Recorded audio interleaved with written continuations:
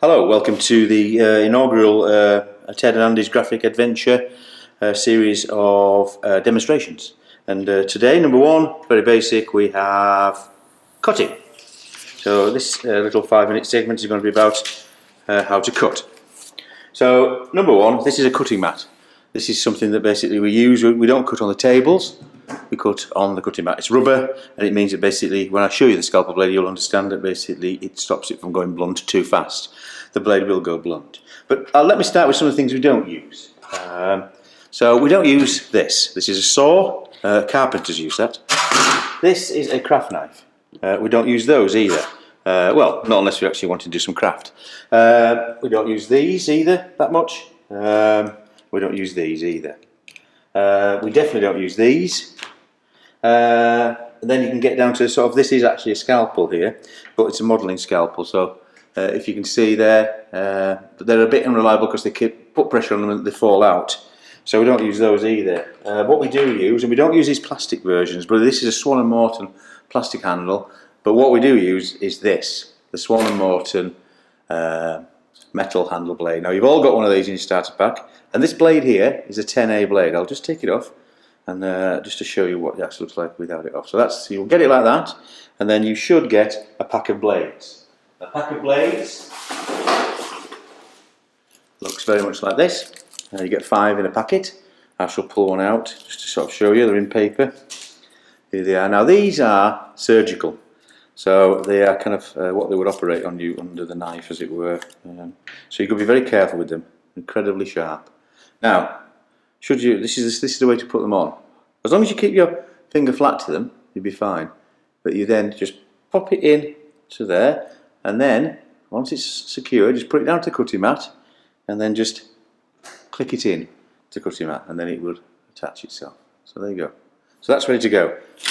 I shall move all the others out of the way. So Swan & Morton scalpel blade and 10A blades.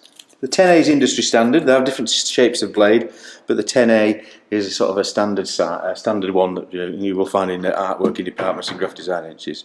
The other thing about these is basically putting them away in sharp bins. Once they do get blunt, you can take them off and put them in there so nobody can sit on them or hurt themselves with them. So cutting with the scalpel blade. Quite simply, I'll just get a piece of paper here, just a bit of orange paper here. Now then, we use a metal ruler. We don't use plastic rulers if we can avoid it. The thing about plastic rulers is they score over time in here, and they get divots in them. And when you actually put your finger on and apply pressure, it's quite easy to come off into one of the ruts and into your finger.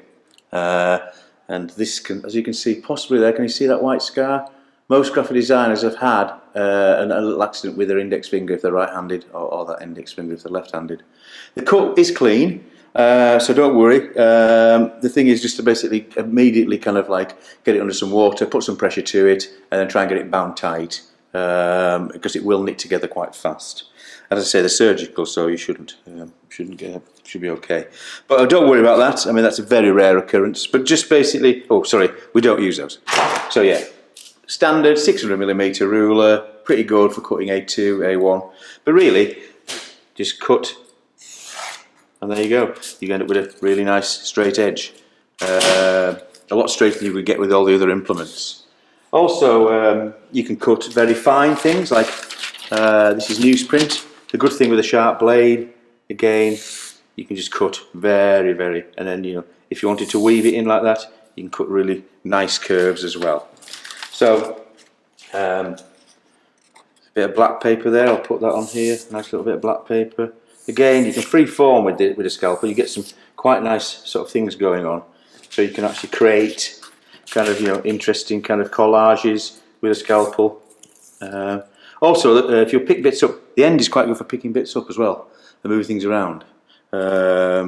Should you do things that are quite small. So yeah, that's that. And also you can actually, this is 1 mil millboard, which is quite thick, and I'll just show you how you can do that. Now the thing also about cutting is to get over the top of what you're cutting and apply pressure down. Don't try and cut something like this all in one. Just go down once, go down twice, go down 3 times, and you can feel it going through.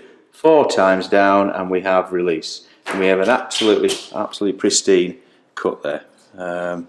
So as I say, I'll come to an end on this one because basically this is just a basic introduction, but this really is generally what we would use the majority of the time when we are mounting or doing packaging or folding paper. But I will also come on to that in the folding presentation. So yeah, thank you very much. Ted?